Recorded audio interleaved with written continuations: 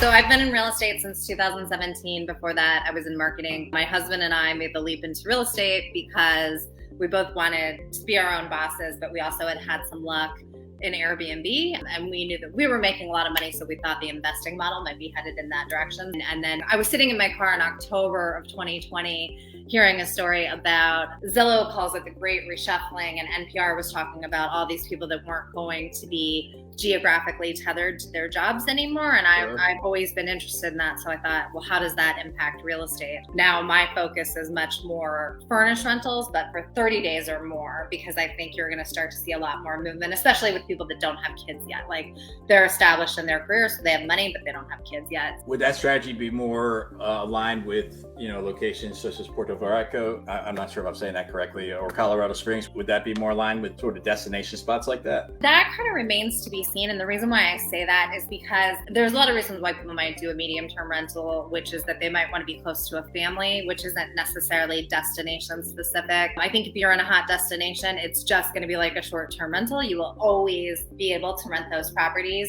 When the pandemic hit, you're seeing a lot of other cities offer incentive packages for remote workers to come and work there for a year. Like, I think Tulsa gave people $10,000 to come work for a year because they knew that tech money and white collar professionals are worth a lot, and that they can move around and that they spend a lot of money. And I know in Tulsa, at least, it's been very, very successful.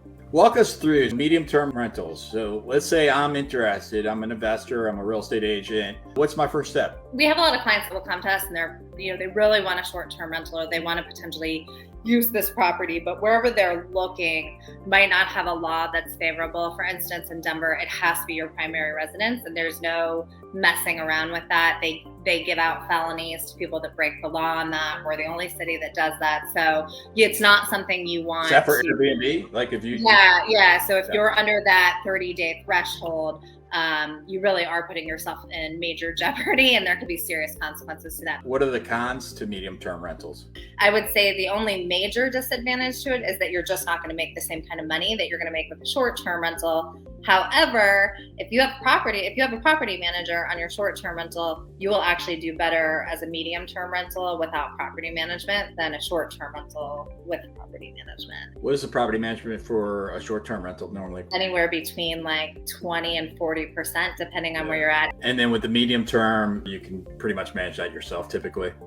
Yeah, I advise my clients. So I really think it's a matter of having a relationship with a cleaner, and then also having a keypad where people can come in and out. And then for myself, I've started to write my leases in a way where I'm really minimizing the work. So I'm telling my medium-term renters they have to come with their own sheets, towels, and kitchen towels, because those are the items that typically walk off. A lot of time investors have a fear of, what if there's, that plumbing nightmare at midnight and I'm, across the country, what am I supposed to do? So I write my lease where my tenants have to deal with all of their own contractors and schedule it. I'm no part of that. It's just that if they have 3 times or more in a year, then we got to talk. Or if it's over a certain limit, then we need to discuss it. What is your general buying criteria? Right now, if you're next to a college, I would say 4 bedrooms or more. I think in a city, a condo is probably a good buy, only because the bulk of your tenants for medium-term renters do not have kids.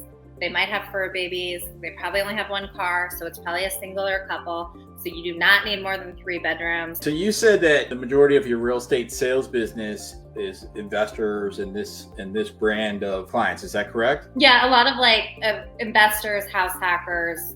How do you find those? Well, when we got started, we had a pretty big presence on BiggerPockets, like real estate for Facebook. We had a pretty big presence there, and my husband still has a pretty big presence there. You mentioned the book, American Nomads. What caused you to write a book? What inspired you to do that? No one ever asked me that, and I appreciate that question. It was always a dream of mine since I was a little kid. Both my husband and I are writers. COVID hit during that time, and I did feel very strongly about this topic. Like, there was a lot of interesting research about it. I felt like it would be useful to my clients, and I felt like maybe I was a little bit ahead of the trend, so it might be a good thing to publish. I will say it is one of the hardest things I've ever done. I thought it would be a dream.